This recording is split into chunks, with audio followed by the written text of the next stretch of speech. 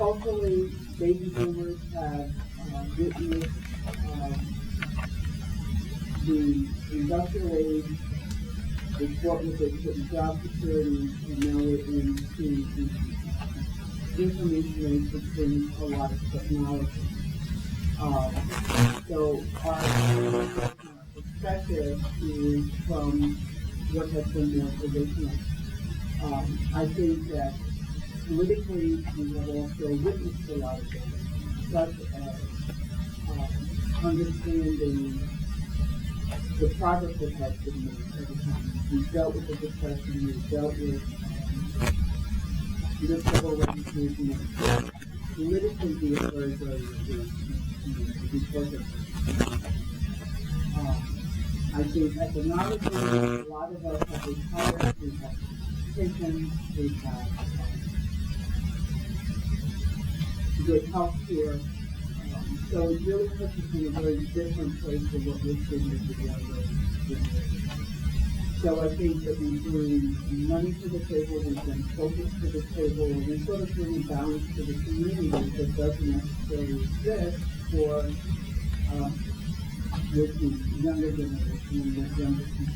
So I think our presence is important, and it gives a win in addition to just making Montclair a place that's culturally diverse, but also brings the perspectives and ideas to people of different generations and that we bring to their perspectives.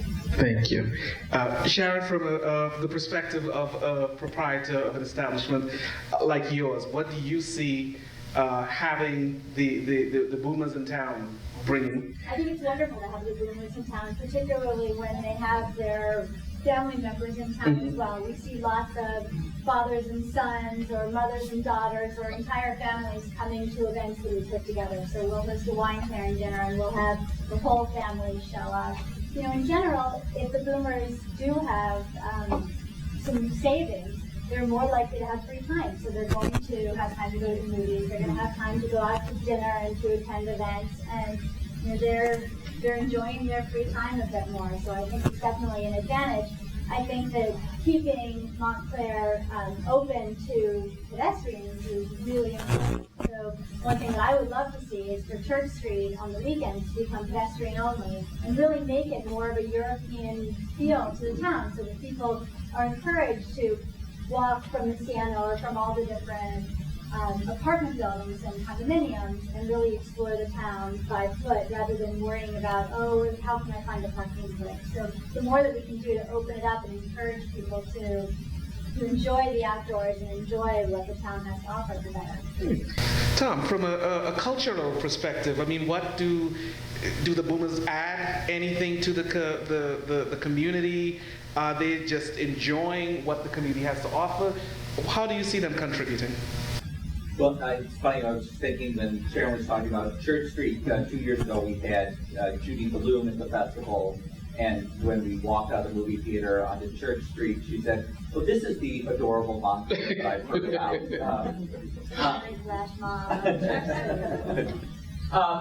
You know, in our experience at the festival, that boomer generation are great audiences for us. They are very active in our volunteer corps. We have close to 1,000, maybe over 1,000 volunteers who are signed up, who are active in certainly in our May Festival and also in our year-round programs. And it's a big part of our thinking as we work towards developing more year-round programming to think about offering things for people who are at home during the day, for people who have more time in the evenings. And you know, I think that as one thing that the festival can do is it's a storytelling device. It's a device that tells a story about this town that goes beyond this town. When I've been at festivals, from the Sundance Film Festival to the Cannes Film Festival, people have heard about the Montclair Film Festival. They asked me about it. Last night I was in the city at an event for New York Women in Film and Television, and filmmakers were coming up saying, how can I show my film at the Montclair Film Festival? So I think that there's we've really begun something that is not just about those of us who run the film festival. It's about all the 13,000 people who came to the film festival last year, and that story that we're passing on about our town. Right. Sharon, you touched on something that I think I'd like to just get into a bit more. You talked about keeping the town more walkable. What would each of you think, if you had to name the 3 top things from your perspective that would need to be in place to really make Montclair one of those age-in-place communities that would make it onto the list that Richard had on his presentation? Just 3 things. What would it be? Good. Sure. Okay. Hey. Hey. No arguments here. I think that one really important thing is making the whole downtown area, all of Montclair, but as much of Montclair as possible, into a walking area. And one thing that's doable would be to make Bloomfield Avenue, and I know this is a contentious point, but if you widened the sidewalks on Bloomfield Avenue so that people had to slow down, we wouldn't have as many accidents. We wouldn't have as many people who were hit. If you made Church Street completely closed, on the weekends at least, and not all the time, to cars, that would encourage people to walk. If we had bike lanes, I'm an avid cyclist, and I live in fear every time I go out on my bike because there really isn't a safe place to walk or ride around town. Right. I don't know how many that was. But Yeah, but I mean, I think you raise very good points, and I think you're alluding to the fact that as we age, mobility becomes an issue, and so getting around needs to be considered. Absolutely, I think that's essential. Lorena, what would you think would be the top things that we would need to have in place to really make this a viable age-in-place community? I think the idea of some form of local mass transportation that's available to residents. When you say local, beyond just, let's say, New Jersey Transit doing the major routes, you're talking about within an intra... Try to get from point A to point B in Montclair. Mhm. It is very good Okay. to use mass transit. There also needs to be a good fitness service that helps people to get to the train. There also needs to be good local transportation that helps people get, let's say, from the residence to a supermarket, from the residence to get to a friend, to get to a hospital. There's really no local service. And it's interesting because we have train rails that run through town, but we don't really deploy them for local use that would provide an effective local mass transit. Very interesting point. I mean, clearly transportation is a significant issue, but what about housing? I know someone mentioned before about lowering taxes. What about housing options? Do you think we have the right mix at the right affordability levels, etc., to accommodate folks as they age in place? We have a real fundamental problem in the town in terms of what's legally allowed and what's not.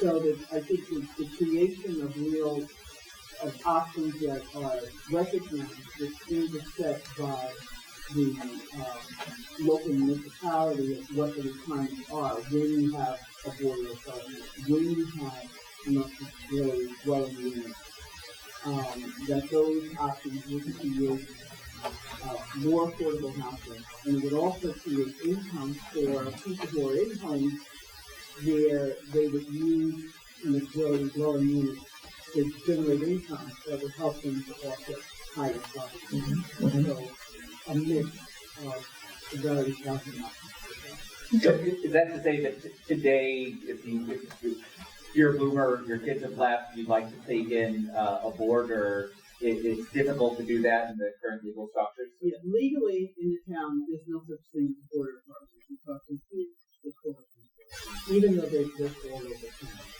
Then it becomes an issue. A border apartment doesn't provide for any kind of cooking facility.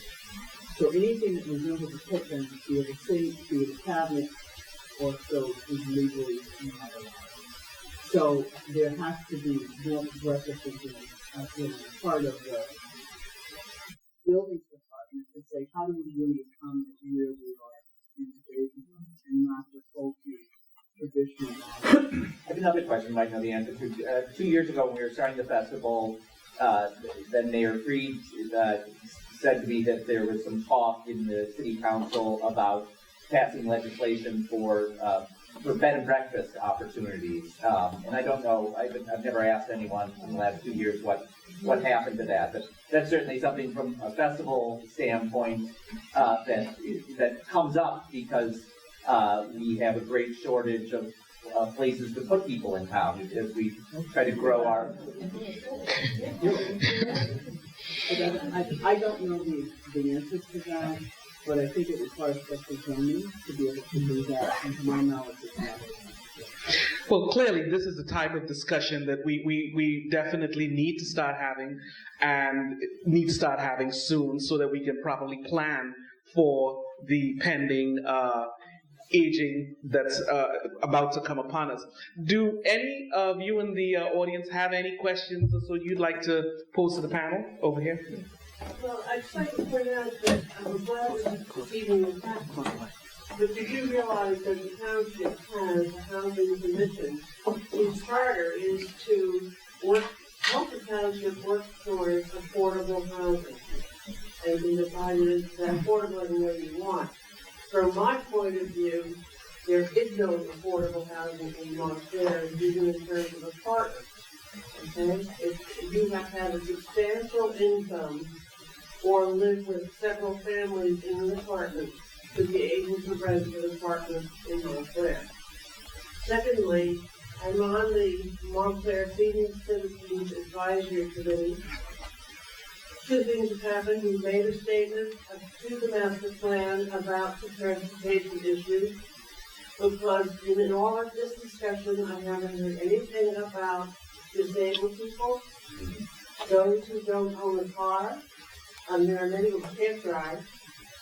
What do they do for transportation to get rid of it? They bum rides is what they do, and they have to walk. If you're talking about an aging population, not all will have the ability to walk 12 blocks to get to the train station. Our other concern is exactly the one that's being enunciated here, and that is housing. There are so many people who simply, there are a few 90-year-olds on our committee who have managed to adapt their houses, but there are others who cannot stay in their house. And so they're asking exactly that question, where do I go? And it's not an easy question to answer, whether it's because of finances or the list, your list includes garden apartments, very few. And a lot of them are Section 8 houses. So, it's really a whole bag of tricks that have to be sorted through in order to make it possible for people to age in place. You cannot simply say if we do 1 and 2, it'll happen. So when you're talking about baby boomers, some have the money to go and buy a case of wine. Some have the money to go to the film festival, which is pretty expensive. Others just don't have the luxury of spending that kind of money. So if you're talking about ways to keep people in town, one is there's some way to reduce the cost of various forms of entertainment. And not assume that everybody has a nice big bank account. Very well taken points. Anyone else have a question or comment or so to offer? I'm in the first cohort of the boomer generation. Front lines. Okay. We're not moving to Arizona, South Carolina, or about to Florida.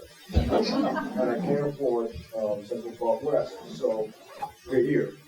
We're going to stay in our house for as long as we can. And when we look at the numbers, the total cost of maintaining the house is, we're lucky, is probably less than what it would cost to rent over in New York or in Hudson County along the water or something like that.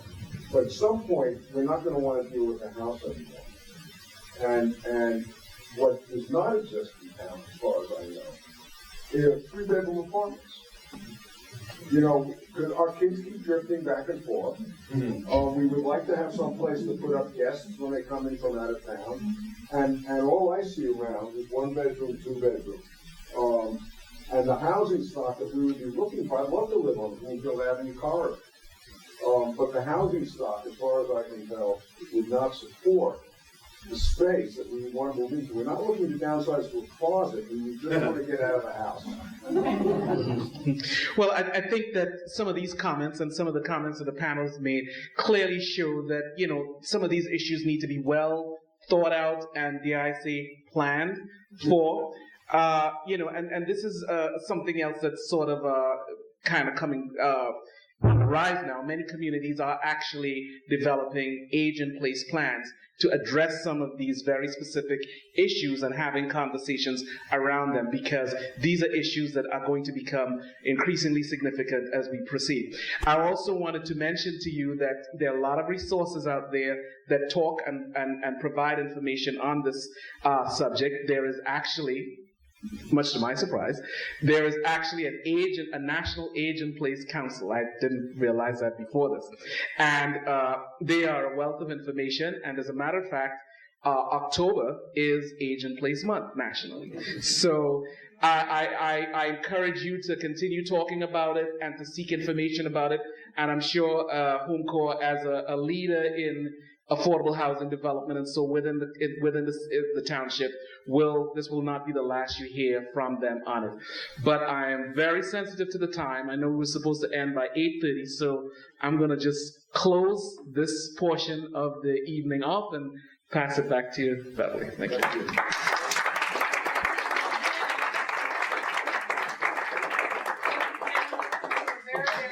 And I appreciate your time and commitment to come here tonight and share your viewpoints with us. We are going to, this has been videotaped, and we're going to, I think it's uploaded to a YouTube, our YouTube channel, HOMECorp has one. It'll be on our website, and it'll be available and accessible for everybody, including Mr. Otto. So I encourage you to take a look at that. And thank you very, very much for coming and all of your support.